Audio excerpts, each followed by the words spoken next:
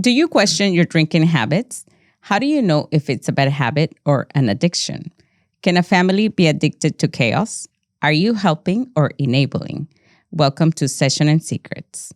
And today I'm joined by not one, but two incredible professionals who will help us untangle the myths, understand the patterns, and shine light on how these drinking behaviors affect not just the individual, but the entire family system. Welcome, Ron, and welcome, Dr. Bacon. Tell me a little bit about yourselves. Sure. I'm a licensed marriage and family therapist with a practice that I share with my wife in San Juan Capistrano, and I've been doing this since 1991. Have enjoyed working with individuals and couples and families during that time, and have had opportunity to specialize working with addictions, alcoholism and addictions, and the family members, of the loved ones of those people who have that disease. Yes, and I'm Dr. Melody Bacon. I'm a psychologist as well as a professor at the Chicago School where I do teach addiction treatment. We're lucky enough to also teach a course together on spirituality and addiction and take students to Zurich every year to study the ideas of Carl Jung and the underlying ideas of AA, which is a big part of long-term sobriety. And I've worked in rehabs and worked with addicts, and also, as Ron said, we really also specialize in looking at how this affects the family, because there's very little attention given to family members. All the focus is on the addict, and there's a lot of a fallout, as you know, from addiction and alcoholism on many levels to many generations. Right. And tell me more, like, how does it affect the family? Yeah, and how can you say that the family isn't given focus, because every treatment program has a family component? He's being facetious. Well, they do have a family component, but they're telling the family members, this is what you need to do to help this person stay sober. It's not looking at the family, what the family is doing, how the family would start changing. But you did ask a question. What did you ask? Yes, so how does this affect the family? Yeah, oh boy. Well, you know, one thing that comes to my mind is, because I have several clients who are children of alcoholics. And often there's the big secret. Often the wife is, let's say the man, the husband is the alcoholic. Often he's the breadwinner, especially in years past. And so it was very important that he not lose his job. So if he was hungover one morning, she'd be likely to call his office and say, oh, he's sick, he's going to come in later. And then the message the children get is he's sick. Even though the children know that there's something else going on, that's what we say. And so you grow up knowing one thing, but being told another. And then as an adult, you are always questioning your own reality. That's one example of how it affects another generation, even if that person doesn't themselves have an issue with alcohol or addiction. Feelings get repressed, you know, and there's so much anger at what's going on. If anger could change things, there wouldn't be alcoholics, because people are really angry. Angry and love. Yeah, and so, you know, children, they can feel insecure, not knowing, you know, I can't invite friends over because I don't know if they're going to be stepping over the top of my drunken dad. Yes, or whoever it is. Or mother. Yeah. So, but when you're saying getting, you know, here's a person working, that a good share of people with the disease are functional. So it's hard to tell. They go to work every day, but they also drink every day. Well, and a lot of times when you are working directly with the alcoholic, they'll say, well, I'm not on Skid Row, so I have to be there in order to be an late alcoholic. Stage. And to your point, somebody could, I remember working with a man who had a heroin addiction who would go to the, and he worked, executive, he would go to the a catering truck that would come every day, and the guy that owned that would give him his drugs. So it's really ubiquitous. How does it affect the family, though, besides the secrets that people are being asked to share, is, as Ron alluded to, the uncertainty. I have a client who, to this day, and she's in her 60s, gets a little bit of a dread when Christmas comes around because her father ruined every Christmas they ever had because he was usually drunk. And you can't unring a bell.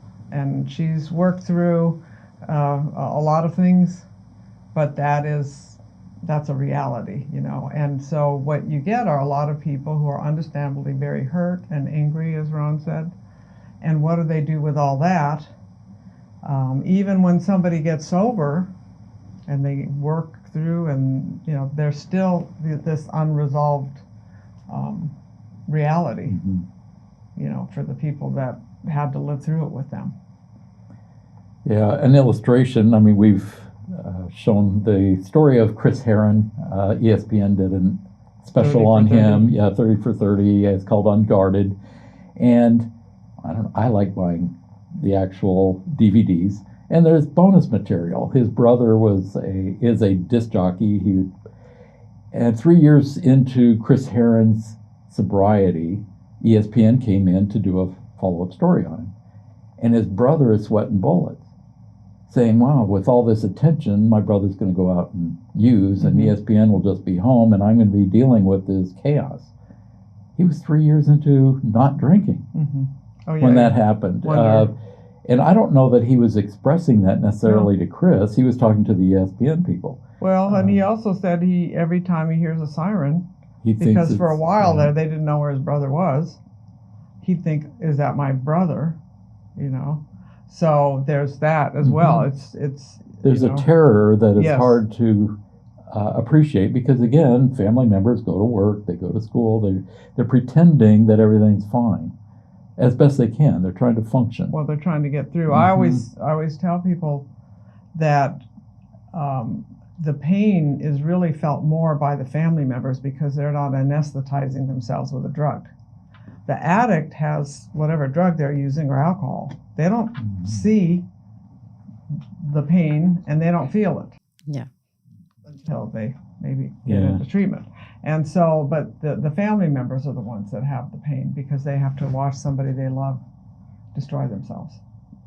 In your opening question, you said, can a family be addicted to chaos? No, but they can become accustomed to it. And it's really difficult to, that there's that sense of this is the way things are. They're used to it being that way. When somebody actually starts going to rehab, there's no trust. It takes a long time. That traditional rehab is 30 days. That's the beginning. And then they typically will recommend other structure, but not necessarily residential, staying there at the facility. And for family members, it feels like they've been gone for a long weekend. And for the person who's been in rehab for a month, it feels like a year. And that is such a gap. And the amount of fear, both from the person who's getting out of treatment, their anxiety goes up, but the family members is through the roof. It's just very scary. So, yeah, family members are encouraged to be in a support group. Al-Anon is designed specifically for that. And there's so many family members who will say, well, one, they're so busy. They're trying to do all the stuff that the person with the alcohol, they don't do. They're sick. They have this disease, but they look well. They don't look sick, and so then there's this pressure, why don't you help? Don't you care? All the various things that we do with people who are looking lazy or like they're not trying. They're not trying, it seems. So, they're so busy, and then it's like, well, how would I have time for Al-Anon? I don't have time for anything. And so that's what helps perpetuate it. Yeah. They can be accustomed to being busy. Yeah. When their loved ones comes back from treatment, often it's hey, we've got things going, just, don't mess it up. Yeah. Just sit in the corner or something. I don't know. I mean, or they dump it all back on them, like, finally, you're here, now I'm taking a break. Well, the other thing that's the problem is, I think I've mentioned AA a couple times. It's research is very clear that this is the one kind of organization that has helped people maintain sobriety, millions and millions. Because as Ron mentioned, the average treatment is 28 days. That's not long enough. So this gives an overarching support on many levels, as well as having the person, what they call work the program, where they do things like make amends to people that they've hurt. Not just saying I'm sorry, but doing something differently. But the amends never come as soon as the family members want. I mean, they think that should be immediate. But my point is that often the family, particularly the spouse, will undermine the AA meetings by saying he's always at AA. He's addicted to AA. I've heard that before. And I remember a woman I was working with. She was a Christian, went to church every week. I said, "Oh, my husband goes to AA every week. He's addicted to that now." And I said, "What, are you addicted to going to church?" "What do you mean?" I said, "Well, you go every week. Don't you already know what the Bible says? Why do you keep going?" "Well, it's different." No, it's very similar. But what happens is they complain. You're always going to AA. They quit going. They relapse.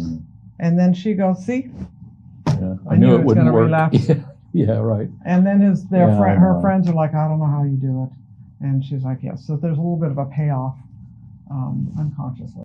Yes, it becomes like self-sabotaging, right? In a sense, yeah, and it's, we're exaggerating it a little bit. It's real subtle, but it is just like that. Yeah. I mean, it does. And so what happens is, as Ron said, you get acclimated.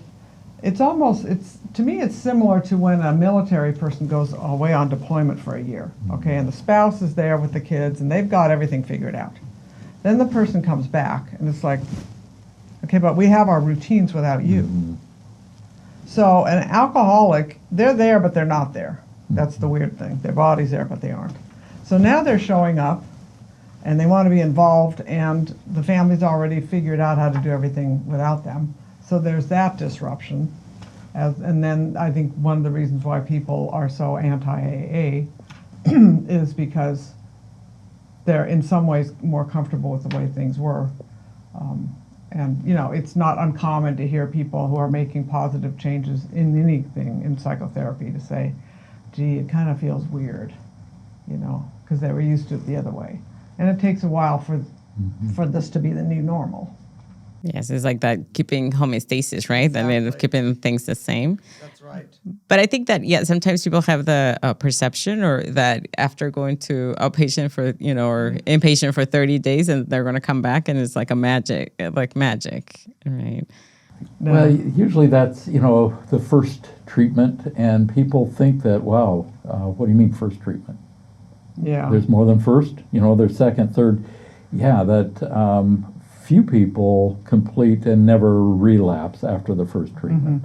There are those that do, which is fine. It's recommended, but it's harder than it looks in many respects. So if they're fortunate enough to come back to treatment, by the third or fourth treatment, family members are saying, "Hey, wait a minute." Sometimes they're like, "Well, I've already done the family groups. I know what this is. I'm not doing anything now." Others are starting to look and say, "There's got to be something else going on here." And so they become a little more, without taking blame. It's not their fault. Even though an alcoholic, I call him a good alcoholic, will make sure they blame everybody but themselves.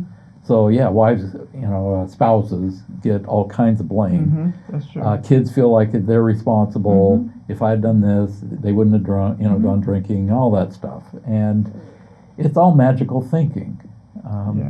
The disease is called cunning and baffling. That's to the person with it. Yeah, they don't get Let it. alone to the family members. They can't, how do you understand that this is causing so much damage? Don't you love your kids? The person will ask themselves that. They do love their kids. They love their spouse. And they cannot not drink. And it's On their own. On their own, yeah, they've tried. So, I've seen a difference. Going to AA, people just identify, I'm an alcoholic. that I've seen a difference between those who are problem drinkers, and they can have their DUIs, they can get fired from work, they can have all the same problems. And at some point they decide, I'm sick and tired of being sick and tired, it's done. Mm-hmm. And they're done. And they go to meetings, they get sponsored, they do the stuff. And that's great. And there's others who say exactly the same thing, and they keep drinking. Well, a good example of that is in Matthew Perry's autobiography. His father was a problem drinker. He'd start out he was the Old Spice man, I guess, so he was working in Hollywood. He'd come home and he'd have 5 gin and tonics every night. And then one day, his Matthew Perry, by this point, is an adult, and his father's new wife says, you really want to keep living like this? I mean, you got passed out on the front lawn last night. And his dad kind of says, let me think about that. So he goes around, walks around the block, comes back, and goes, you're right, no, I don't. And he quit. And Matthew Perry's looking at him like, you can just quit? Because he had already tried a lot of times to quit. That's the difference. That's someone with a disease of alcoholism. To me, the most similar you can get is diabetes. You can have type 2 diabetes because you're overweight. You lose weight, now you no longer have diabetes. But type 1, it doesn't matter what you do. Your pancreas is not working, okay? So problem drinker is like type 2 diabetes.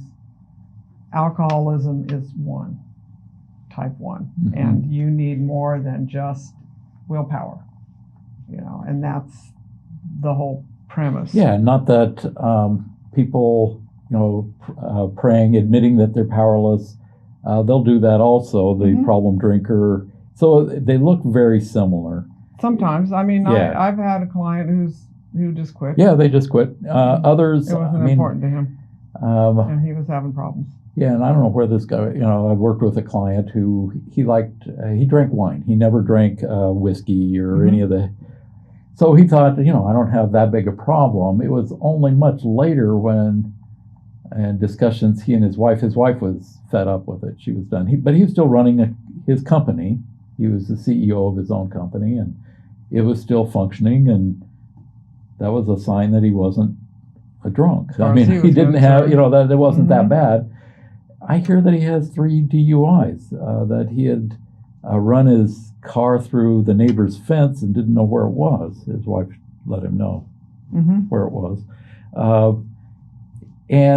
But he couldn't picture, he knew that once he retired, he wanted to travel to France.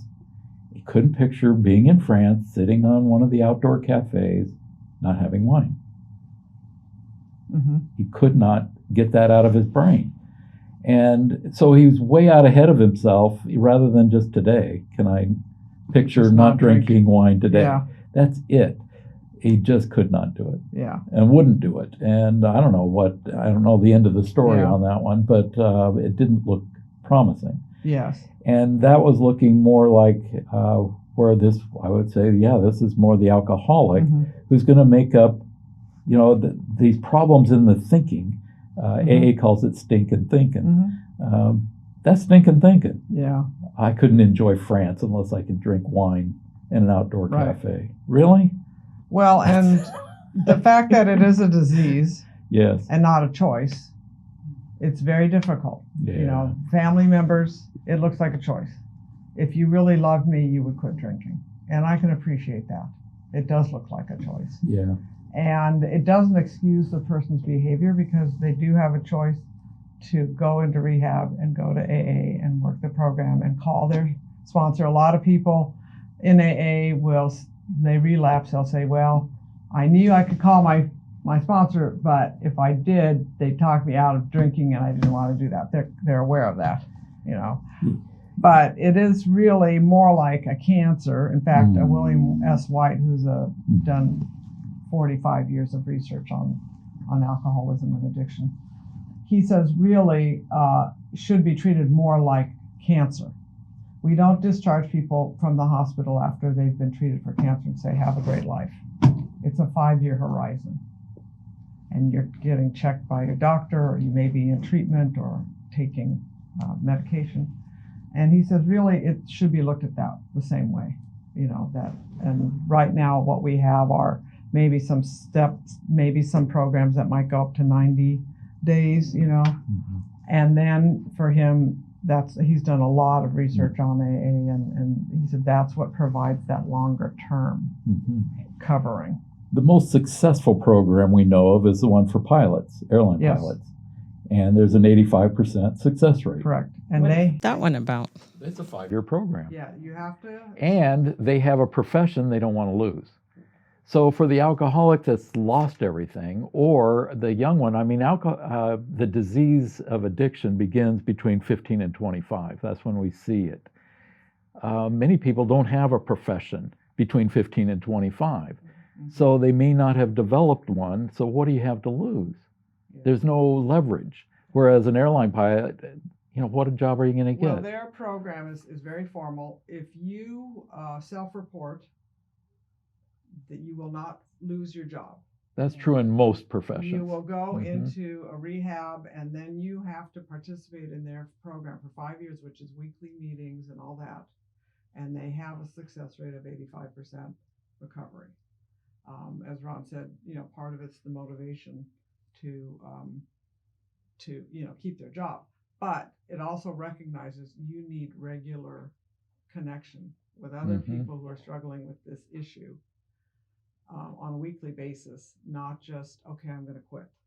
And we're not having you fly planes unless you're in this program where we can monitor. And then there's, random testing, which they already have anyway. Can I reference a book? Lyle Prowse's book, Final Approach. He was a Northwest Airlines pilot who got busted he got thrown in prison because he was drinking within the window of when he wasn't supposed to. So he did prison time. And it's a wonderful book about his recovery and the miracle of him being able to fly again. The judge who told him, "You will never fly again," helped him get his wings. So it's a great story. I hope that's not a spoiler. Yeah, of hope, right? It is. That is about hope. Final Approach. Yeah. And in fact, what I'll tell family members to go to, there are special meetings in AA called speakers meetings, where they're a little different. They don't sit around and everybody shares. It's really just to hear 2 or 3 people talk about their whole journey and talk about hope. If you listen to that, you'll hear somebody who's just gone through, whatever, and they are now 10, 15, 20 years sober. And it helps families see that this is possible, as Ron mentioned, Al-Anon or Nar-Anon for narcotics, people who use narcotics. The other reason is because if you have one person in the 12-step program and the spouse is not, they are not sharing those kinds of ideas together. And to understand a program or anything, if you're both doing it, in Al-Anon you should be working your own program, which is, as soon as you start getting focused on the alcoholic or addict, you've now relapsed in your own way. What are you going to do? And what kinds of things are you going to focus on? That's Al-Anon. Plus, you can talk to people that get it. There's no crosstalk, so they're not giving you advice. They're just understanding in a good group. And they're open AA meetings where anybody can come. You don't have to be an alcoholic. But again, there's a lot of research that substantiates that this is what really supports long-term sobriety and better functioning of the family. Yes, you were saying like you help people invest in sobriety or families invest in sobriety instead of instead of addiction. Yes. How do they do that? So one way, many family members, they got sick and tired of being used because somebody will, I need help with rent, I need help with a car payment, blah, blah, blah. You got to help me or else all the disaster. And then families, they start getting onto it and say, no, we're not doing that anymore. Well, what they find out is it didn't go to the rent, it went to drugs or alcohol. And so the person goes into treatment, they get into rehab, they're coming out, the treatment center is recommending them going to a transitional living, which is structured, and they're still doing classes, or to a sober living, which is not back to home and acting like everything's done. But they have, if they've been fairly advanced in their disease, they don't have any money. They're in debt, so they don't have any money to pay for this stuff. And now suddenly the family says, "We're not paying. You're on your own." And it's everything backwards. When they were paying for rent when the person was drinking, using, they were funding the addiction. But now that the person isn't drinking and needs a sober place to live, they're saying, "I'm not." That's backwards. But it's So what are you willing to do or not is what I usually say, because most people are told just say no, which is not helpful. One blanket no. You need to say, oh yes. So I had a client, her brother had been using meth for quite a while, and her father had been supporting him. Her father passed away, and I said, my prediction is your brother's going to call you. And he did. I want to come live with you. No, I'm not willing to let you do that. I am willing to take you to the Salvation Army for treatment, because that's free treatment a year. I don't want to go there. Okay, well, let me know when you want to go. And periodically she'd take him out for a meal. I kind of said, well, think about what you have set aside every month for charity, and he could be a charity. You don't hand him money, but you could buy him a meal. She put him up at a motel one time, for a couple nights. And she'd say, I want to come over, I want to live with you. No, I'm not willing to do that, but I'm willing to take you to rehab. And he eventually did actually go, and he liked it, which was a surprise. Yeah, he embraced it. Yeah, it's a whole year program. So what are you willing to do, as Ron said? You don't pull the plug when they're finally saying, hey, I want to go to rehab. I understand. I had a client who, their family didn't have the money to pay for that. Her brother, he was in his 20s, out on the streets. So she called Orange County Health and found out they had some rehabs and got him in that way. So she was his advocate to help him get sober. Right, connect them to resources. Yeah, rather than cut him off. When people have been deep in it, their brains aren't working well many times. Well, and he's a kid anyway. Yeah, literally. they need to have some assistance. I'm willing to do this. What am I willing to do for you? That when family members aren't clear, that cunning, baffling nature of the disease, they'll figure out, okay, well, you could do this, but it's always twisted to go toward the using again until a person has embraced the idea of a new lifestyle, which is built on rigorous honesty in everything. That's what a 12-step program is, rigorous honesty in everything. And how do you explain codependency? Well, the way I look at it is you're doing something to calm the other person down, even if you don't think it's the best thing to do, as opposed to doing something based on a value that you have. My value is not to give you the money so you will quit yelling at me and I know you're going to go out and spend it on drugs. My value is, you go ahead and yell. You can leave my house. I'm not going to listen to this. Somebody will say, well, I don't know what he's doing out there. I've had parents tell me, I'm going to have them, they can live here and use. And I kind of say, then you might as well just buy them their drugs. And also plan their funeral.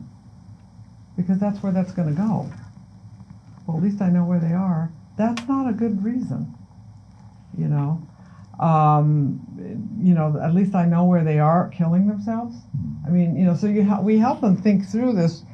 The response would be, you're not allowed to live at my home. Now we're talking adult children. Now, here's a caveat. When I've worked with people whose kids are older teenagers, I tell them now is your one chance before they turn 18 to get them into a rehab, whether they want to or not. Because once they're 18, you cannot do anything. And I had somebody say, well, but he doesn't want to go. They never want to go. Okay. But and the statistics are very clear. People that are mandated to go to rehab do just as well as if not better than those who voluntarily go. So this whole they have to want to go is some mythology. So wait. Well, exactly. I mean, don't parents, they're going to have heard stories of kids that were forced to go to some treatment facility, and they had a resentment, wouldn't talk to the parents afterwards. I mean, those situations do exist, and yet we can see what's going to happen. That the disease keeps progressing. It gets worse. It doesn't stay the same, and there's very few addicts or alcoholics who are going to say, "Yeah, I'm an alcoholic." I remember one guy, he came into treatment, he had a 0.48 blood alcohol level. Almost half his blood. Alcohol. And he was angry that his parents had forced him in. It took him 2 weeks. The guys would, he wanted coffee. They'd only put in half a cup because he had the tremor so bad for 2 weeks. He couldn't sign his name in to the group. His body was reacting that much to the poison it had gotten for so long, and yet he still was angry that his parents had forced him in. So another example I had of a woman, her son was in his early 20s. He was out breaking and entering into homes in Laguna Niguel, whatever, to steal stuff for his drugs. So he gets arrested, he's in jail, he's calling, boo-hoo, you got to get me out. It's dangerous here, which is kind of ironic because it wasn't dangerous in going out to a park in Santa Ana and trying to hit some meth dealer. You don't think that's dangerous? So I told her, I said, look, now you know where he is, because she didn't know.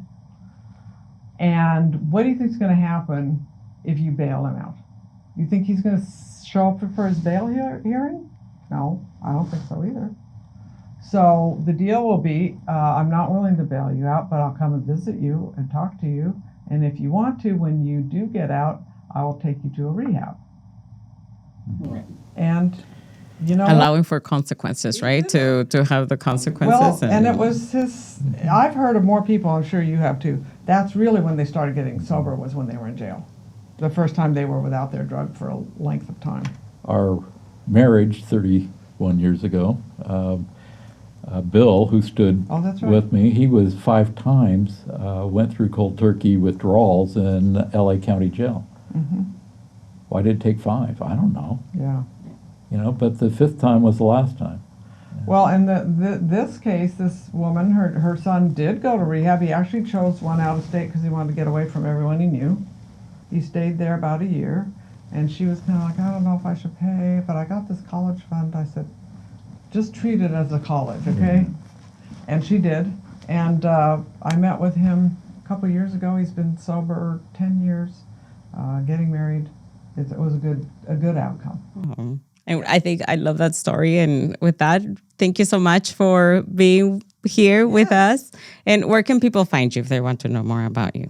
RelationshipVisionsinc.com is our website. Yeah. Relationship is singular, visions plural, inc.com. Yes. And on it, we do have a program for people who have a loved one that is an alcoholic or an addict, but this is for the family member. And it's an online program. You don't have to come into anything.